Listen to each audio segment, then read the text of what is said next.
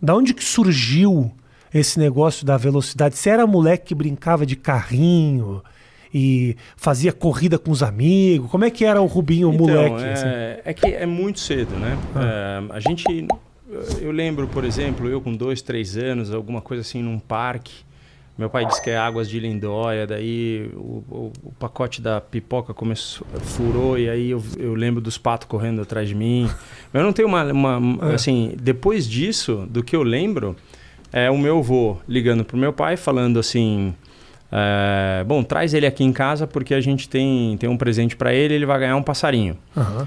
Meu pai falou isso pra mim e tal, e era ainda naquele telefone que eu lembro bem, tomava uns baita choque na chuva de Interlagos, que eu morei em Interlagos minha vida inteira. De rodar, quando tinha 0 você falava, que merda, nem ligo pro cara, se é 0 nem ligo. E aí foi assim, eu cheguei na casa do meu avô, o passarinho era um kart. E nesse dia mesmo, ele já tinha organizado pra gente ir pro kartódromo, e a gente chegou no kartódromo, era um motor de 50 cilindradas, era pequeno, mas 6 anos, né? Pivetinho. E o kartódromo estava fechado, mas tinha a parte do estacionamento ali que estava aberto. E ali foi a minha primeira andada. E assim, o amor à primeira vista... Você lembra essa primeira vez? Eu lembro. Eu lembro meu kartinho vermelho. E aí eu assim me identifiquei tanto e eu conheci o kart antes da escola, né? Porque a gente tem lá o maternal. Eu morava em Interlagos, a situação do meu pai era uma situação que nunca me faltou comida, mas era uma situação humilde. Eu estudava num colégio municipal Miguel Vieira Ferreira. Então, por exemplo, eu tenho orgulho de falar que até a 4ª série alguns dos mecânicos que estão lá ainda no kartódromo estudavam comigo. Uhum. Então, a gente tem tudo a mesma idade, eu tenho 48 hoje, mas eu fui parte de uma infância humilde, mas que fez com que eu pudesse entender que quando a gente acha que a gente tem problema, a gente tem que olhar um pouquinho para o lado, a gente tem que se permitir para que você possa resolver e saber que todo problema é resolvível para você ser mais forte.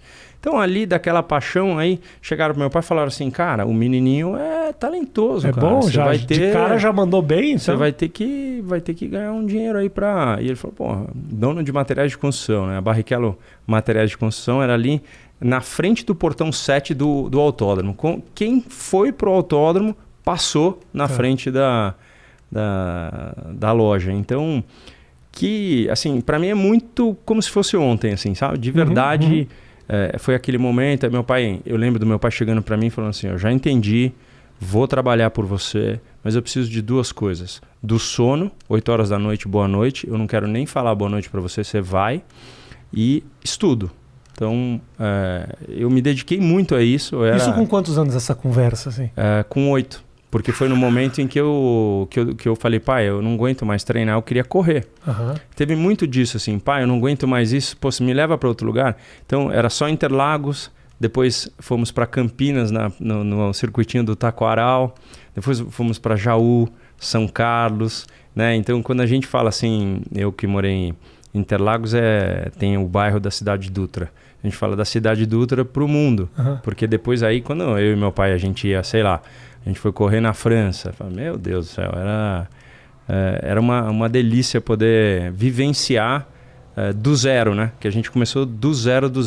O meu tio, por parte da minha mãe, meu tio Dárcio, irmão da minha mãe, foi piloto. Infelizmente, nós perdemos meu avô muito cedo e ele teve que abandonar a carreira porque o meu avô era dono de material de construção também, a Magozan, e foi daí que meu pai conheceu minha mãe. Então, a história se dá assim, ali em Interlagos, e aí meu tio, o Dárcio, ele era muito, muito bom, mas ele teve que parar de correr. Hoje tem equipe de Fórmula 3, já levei meu filho Dudu para andar no carro dele de Fórmula 3, ou seja, a vida, ela vai... Gira em torno. Exatamente.